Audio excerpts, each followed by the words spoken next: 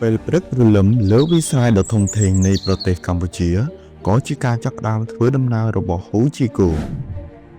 រាល់សង្វាក់កងកស៊ូដំណើរការក្បួនរថយន្តជាច្រើនក៏បានចាប់ផ្ដើមចាក់ចេញពីទីតាំងបន្ទប់តាំងបង្ហាញផលិតផលរថយន្តនីមួយៗមិនត្រឹមតែដឹកគ្រឿងចក្រប៉ុណ្ណោះទេ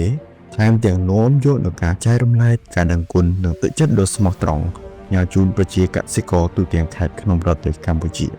យើងខ្ញុំបានហៅវាថាធ្វើដំណើរដើម្បីការទំនាក់ទំនងនិងការផ្ដល់ទំនុកចិត្ត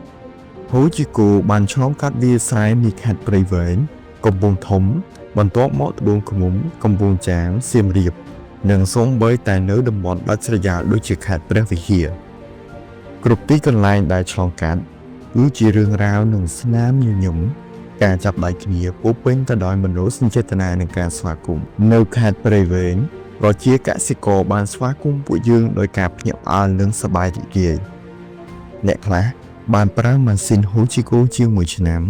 អ្នកខ្លះក៏បានទិញពី3ខែប៉ុណ្ណោះប៉ុន្តែពួកគាត់មានអារម្មណ៍ដូចគ្នាហ៊ូជីកូមិនត្រឹមតែលក់ម៉ាស៊ីនប៉ុណ្ណោះទេថែមទាំងយកចិត្តទុកដាក់ចំពោះអតិថិជនទៀតផងនៅក្នុងការធ្វើដំណើរលើកនេះមិនមែនគ្រាន់តែជាការផ្ដល់ជូននូវកាដូប៉ុណ្ណោះទេយើងក៏បាននាំមកនូវជំនួយបច្ចេកទេសនៅនឹងកន្លែងផងដែររាល់ពេលដែលពិនិត្យម៉ាស៊ីនក៏ជាពេលដែលផ្សារភ្ជាប់ទំនាក់ទំនងនិងទំនុកចិត្ត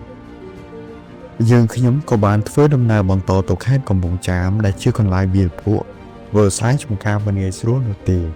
ប៉ុន្តែហ៊ូជីកូនៅតែមានវត្តមាននៅទីនោះពួកយើងមិនត្រឹមតែមានកាដូផ្ដល់ជូនអតិថិជនក្នុងឱកាសបុណ្យចូលឆ្នាំថ្មីប្រពៃណីខ្មែរថែមទាំងមានការសន្ទនាគ្នាយ៉ាងស្និទ្ធស្នាលអំឡុងពេលដែលអ្នកបច្ចេកទេសដែលកាត់វាលស្រែ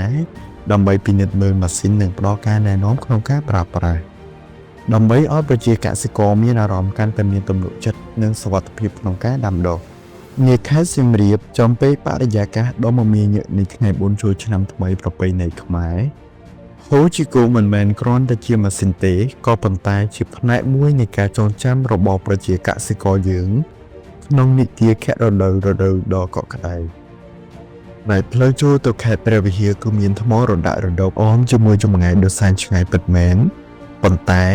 វាមិនអាចបញ្ឈប់ការធ្វើដំណើររបស់ហ៊ូជីកូបានទេយើងខ្ញុំនៅតែឆ្ពោះទៅដល់ផ្ទះអតិថិជនម្នាក់